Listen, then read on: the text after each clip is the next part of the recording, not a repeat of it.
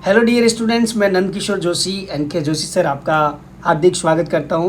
बच्चों, Mesopotamian civilisation के पहले तक के जो भी टॉपिक्स है वो हमने पार्ट 1 के जो हमारा चैप्टर है early humans and the beginning of the civilisation में कवर किया।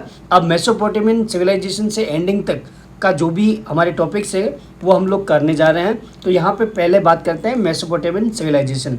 तो यहाँ पे आपको ध्यान देना जरूरी है कि ये जो है वो हमारी फर्स्ट या अर्ली सिटी बेस्ड सिविलाइजेशन है। यानी कि मेसोपोटामियन सिविलाइजेशन है ना बच्चों, वो सिटी बेस्ड सिविलाइजेशन है। अभी तक जो हमने बात किया ना तो ज़्यादातर रूरल वाला एरिया था या अर्बन जैसा सिस्टम ही नहीं था, लेकिन यह अर्बनाइजेशन जो आप देखते हो ना वो मेसोपोटामियन सिविलाइजेशन के पास में है। अब ये जो है ना, ग्रीक में मेसोपोटामियन का मतलब क्या होता है? Land in between. Okay, land in between में मेसोपोटामिया एक ग्रीक वर्ड है जिसका मतलब हुआ लैंड इन बिटवीन। ये कहाँ पे है सर? ये है हमारे यूफ्रेट्स और टिग्रिस रिवर के पास में, land between this two rivers है ना, यूफ्रेट्स और टिग्रिस रिवर के। अब ये कहाँ है? ये है वेस्ट एशिया में, जो आज हमारे इराक, कुवैत और कुछ पार्ट्स आपके टर्की के और ईरान का भी साउथ वेस्टर्न जो पार्ट है, ये पूरा का पूरा आपका एंशंट में मेसोपोटामियन सिविलाइजेशन के नाम से जाना जाता था। ये आपके माइंड में सेट होना चाहिए। और यहाँ बहुत ज़्यादा एग्रीकल्चर होता था क्योंकि दो रिवर थी, यूफ्रेट्स और टिग्रिस, और यहाँ फर्टाइल लैंड भी थी जो कि जैग्रोस और टॉरस, ये वहाँ के फुटिल्स वाले एरिया है जहाँ पे अच्छी खासी फर्टाइल लैंड मिल जाती थी। और ये पूरा एक्सटेंशन इसका जो था बच्चों, वो मेडिटेरियन सी तक था। जो आपके पर्शियन गल्फ जो है आज के मॉडर्न वर्ल्ड मैप में आप देखोगे मेडिटेरियन सी और पर्शियन गल्फ, तो यहाँ तक उसका फर्टाइल लैंड जो है वो स्ट्रेच था, यानी कि फैला हुआ था। ये कब की बात है? ये है 1200 ईयर्स अगो, जहाँ फार्मिंग बहुत ज़्यादा सपोर्ट होती थी और यहाँ कॉपर टूल्स भी आ चुके थे। Mesopotamian civilisation was having copper tools around 4500 before common era.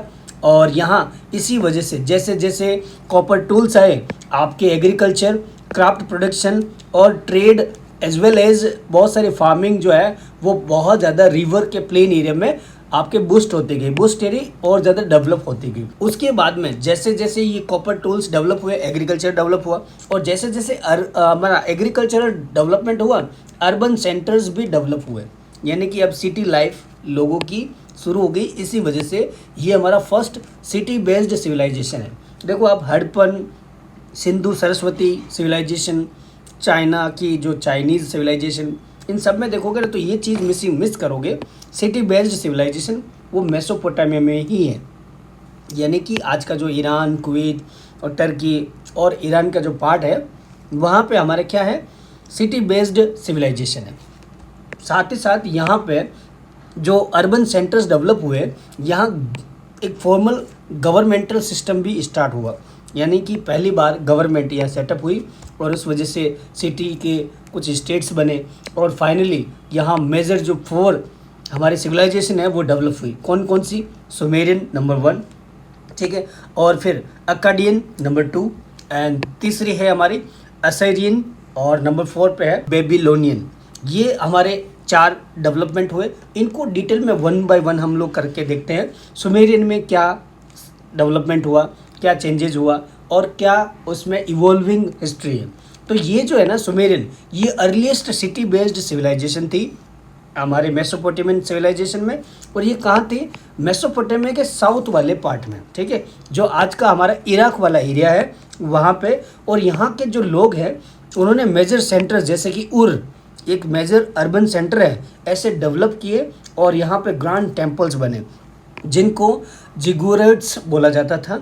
And ये जो मंदिर थे they were dedicated to chief God, महान भगवान को। चीफ गॉड यानी बहुत बड़े देवताओं को ये मंदिर आपके डेडिकेशन किया जाता था।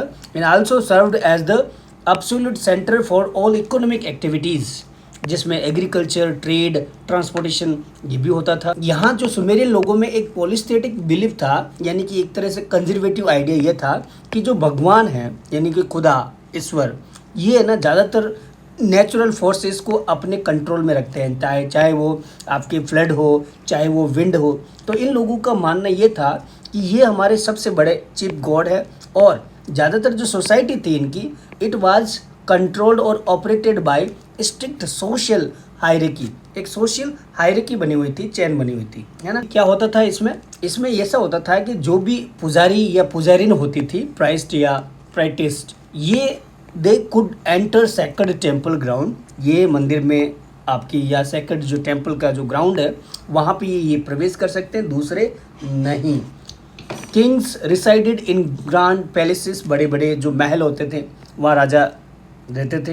एंड कॉमन जो भी थे कॉमनर्स, वो हमारे स्मॉल ब्रिक होम्स में रहते थे। और साथ ही साथ में टू सपोर्ट लार्ज सेटलमेंट, बड़े से सेटलमेंट को, सिविलाइजेशन को सपोर्ट करने के लिए ये लोग जो है ना, इनको पता था, नॉलेज था मड और ब्रिंट ब्रिक्स का। तो इनके पास में अच्छा खासा नॉलेज था, जिसकी वजह से उनके मकान जो है ना वो ब्रिक्स से बने हुए थे। और डिफेंसिव वॉल भी बनाया उन्होंने, एक बहुत बड़ी डिफेंसिव वॉल जो है, जैसे कि हम फॉर एग्जांपल बात करें तो चाइना का ग्रेट वॉल, तो ऐसा इन लोगों ने डिफेंसिव वॉल भी बनाया था।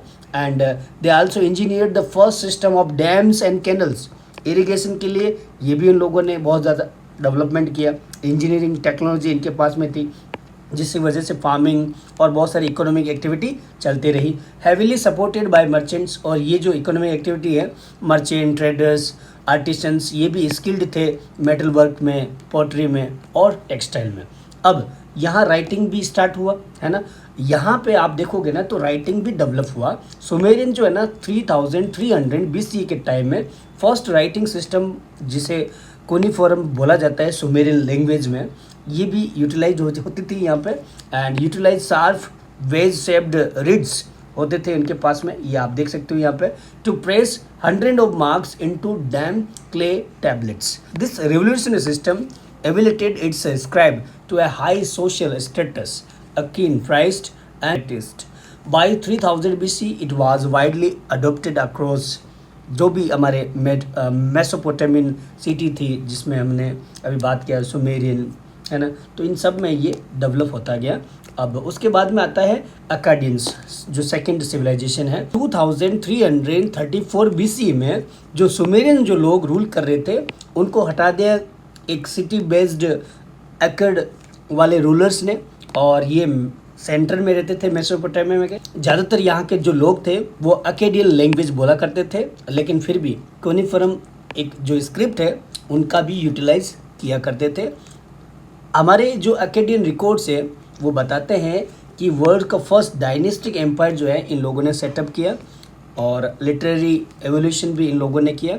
इनके कुछ नोटेबल कोनिफरम टैबलेट्स जो है किंग सरगोन का है, जो डिस्क्राइब करता है trade relation with eastern territories, जिसमें दिलमून जो आज का हमारा बहरान है, और मगन जो ओमान है आज का, और मेलुहा, और which is widely defined as the Sindhu Saraswati civilisation. तो यहाँ तक इनकी ट्रेड एक्टिविटीज़ कनेक्टेड थी, ये हमें समझना चाहिए।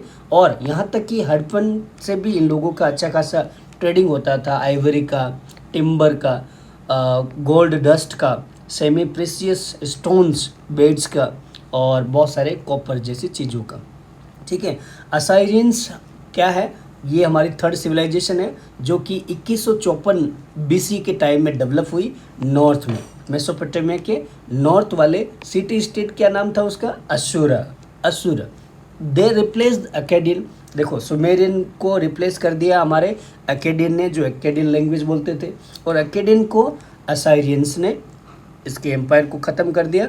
दे सेटअप देयर ऑन, अपना एम्पायर उन्होंने शुरू कर दिया असाइरियन सिविलाइजेशन का, जो कि लास्ट रहा था 21,000 से लगा के 1700 तक, यानी कि 3 सेंचुरी तक इनका रूल रहा। और ये जो है ना, इन लोगों के पास इतना अच्छा नॉलेज था कि उन्होंने अपना डोमिनेंस जो है ना पूरे मेसोपोटामिया में फैला दिया, और साथ ही साथ नेबरिंग जो भी एरिया थे साउथ के और वेस्टर्न के, वहाँ पे भी। ठीक है, उसके बाद में आते हैं हमारे बेबीलोनियंस। अब बेबीलोनियंस के बारे में हम बात करते हैं तो 1900 BC के टाइम में बेबीलोनिया, इन्होंने अपना डोमिनेंस गेन कर लिया था सेंट्रल मेसोपोटामिया में।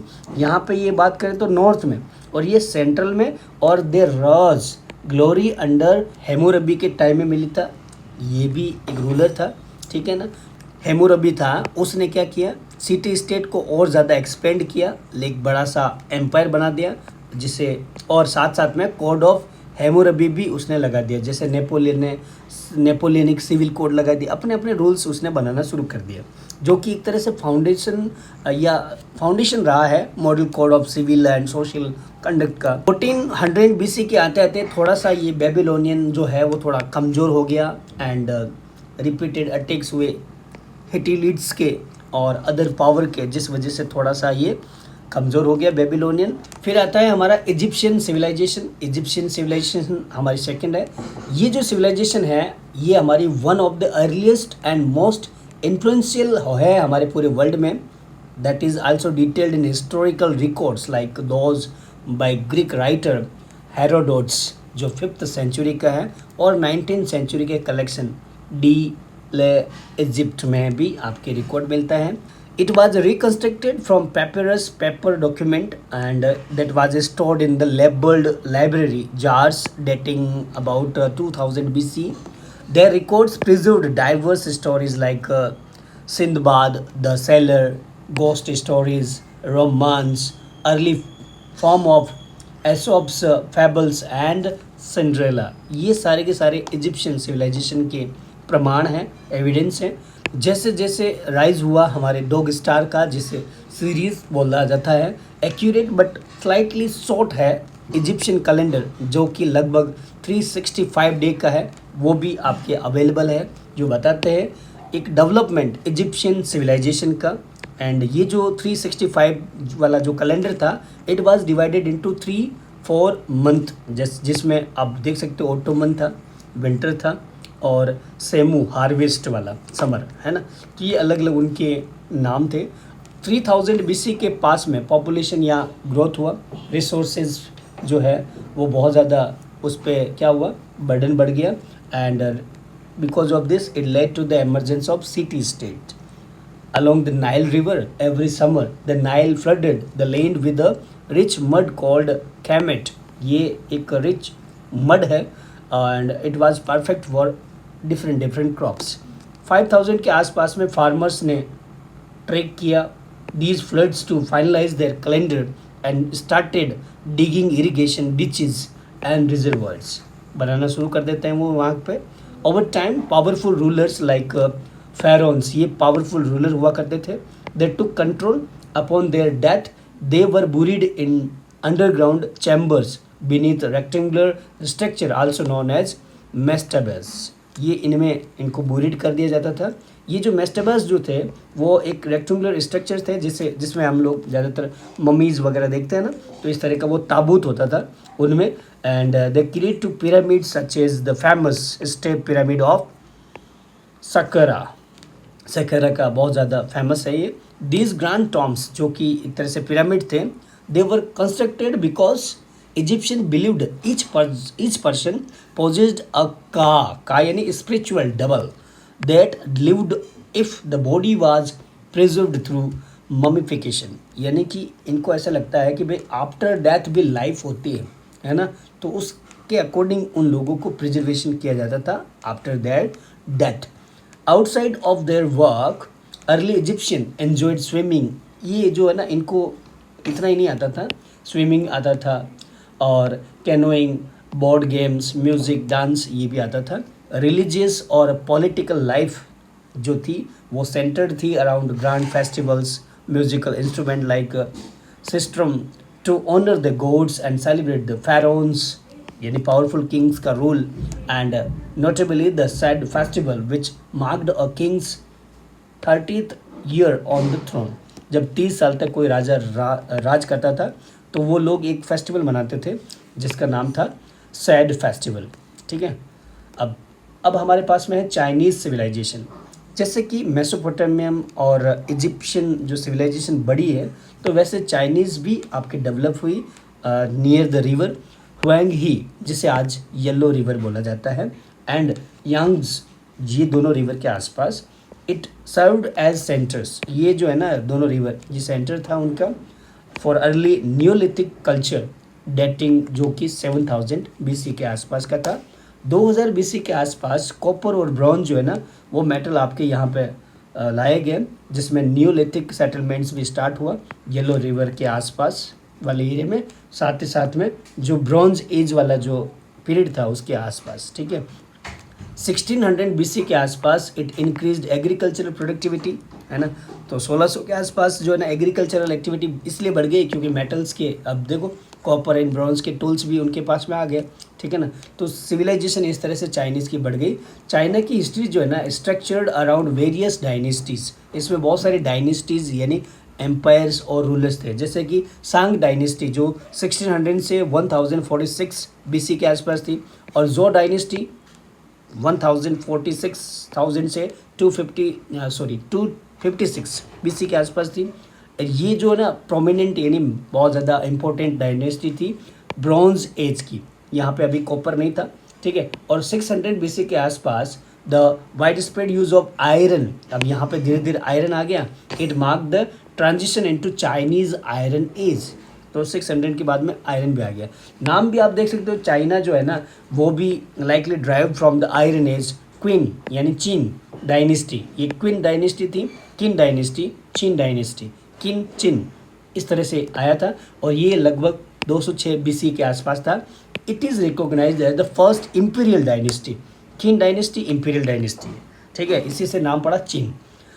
एक और है आयरन एज वाली डायनेस्टी, वो है हान डायनेस्टी जो इसके बाद में आई है, और 220 तक ये सर्वाइव करती थी। क्या जानते हो आप चाइना के बारे में, कैसे जानते हो? China possess an abundance of historical records documented by official historiographers, however earliest source of the information comes oracles. ये कहाँ से आता है? ओरेकल से। ये क्या है? Symbols inscribed on the animal bones and tortoise shells. These oracle bones were heated until they cracked, and interpretations of the crack patterns were used to foretell the future. अब ये जो है ना oracles पे इनकी हिस्ट्री मेंशन की जाती थी। oracles जो है वो एक तरह से बोन्स के ऊपर लिखे जाने वाले एक कुछ टूल्स थे, है ना। एनिमल्स की बोन और टोटल के जो सेल होता था उसके ऊपर लिखा जाता था। इनको तब तक जलाया जाता था जब तक इसमें क्रैक ना आए, और उसके बाद में ये जो ना पैटर्न बताते थे उनके फ्यूचर के बारे में। तो चाइना का बहुत बड़ा इतिहास है बच्चों। These artefacts reveal extensive insight into the hopes, desires, fear of early Chinese. Unique craft items included jade ritual और prestige object which were obtained from outside China played their important role in social transactions. अलग-अलग society में marble was also carved into bird and animal ornaments used as a foundation for wooden pillars. Additionally, you can say Chinese mastered bronze metallurgy to produce weapons, tools, elaborate ritual vessels, silk non since Neolithic period, है ना। Neolithic period ये became a major item of external यानी foreign trade का during 2nd century during the Han dynasty, giving the famous silk route. Han dynasty के time में ही silk इतना famous हो गया, तो जिस रूट से वो ज़्यादा था सिल्क रूट बन गया, इतना फेमस था। और 1500 तक आते आते चाइनीज़ ब्रॉन्ज एज सोसाइटी भी बहुत ज़्यादा आपके सेट हो गई, and placing the ruling class, जिसमें बहुत सारे रूलिंग क्लास भी आ गए, नोबल्स, एरिस्टोक्रेट्स टॉप लेवल पे, और उसके बाद में फार्मर्स, लेबरर, और इस वजह से सोशल हायरार्की बनता गया। ठीक है ना।